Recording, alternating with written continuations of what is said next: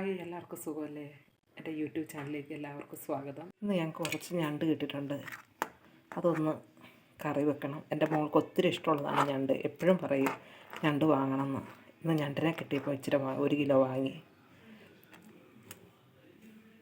240 രൂപയാണ് വില.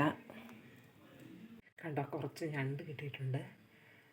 അതിനി ഒന്ന് വൃത്തിയാക്കി വെച്ച്, ഞാൻ കുളിയൊക്കെ കഴിഞ്ഞ് കഴിയുമ്പോഴാണ് ഞണ്ട് കിട്ടിയത്. ഏതായാലും ഇനി അത് വൃത്തിയാക്കി എടുക്കട്ടെ.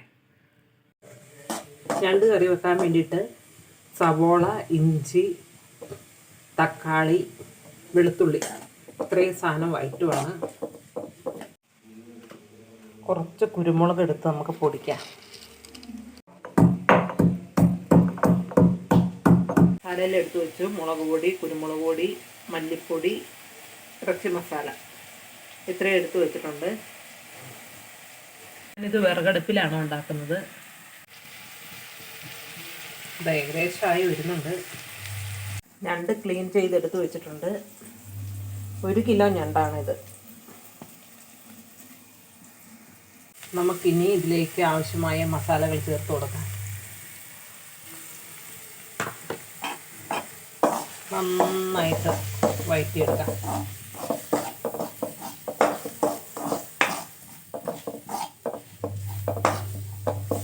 ഇങ്ങനെ വഴറ്റി എണ്ണയൊക്കെ തെളിഞ്ഞ് വരണം.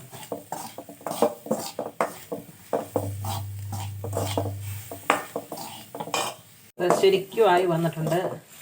ഞാൻ മഞ്ഞൾപ്പൊടിയും ചേർത്തിട്ടുണ്ട് ഇതിൻ്റെ അകത്ത്. ഇനി നമുക്ക് ഞണ്ട് വേകാൻ ആവശ്യമായ വെള്ളം ചേർത്ത് കൊടുക്കാം.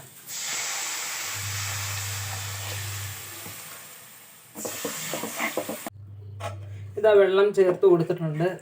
നമുക്കിനി ഇതൊന്ന് തിളച്ച് വരുമ്പോൾ ഞണ്ട് ചേർത്ത് കൊടുക്കാം. എന്നിട്ട് നന്നായിട്ടൊന്ന് വേവിച്ചെടുക്കാം.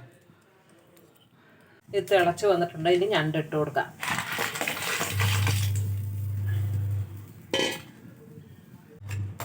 ഇതാ ഞണ്ടൊക്കെ ഇട്ട് കൊടുത്തു. ഇനി വേവിക്കാൻ വെക്കാം. ഞണ്ട് കറി റെഡിയായി. ഇതാ ഞാൻ ഇച്ചിരി പച്ച വെളിച്ചെണ്ണ ഒഴിച്ചിട്ടുണ്ട്. അധികം എരിവൊന്നും വേണ്ടെന്ന് പറഞ്ഞുകൊണ്ട് അധികം എരിവൊന്നും ആക്കിയിട്ടില്ല.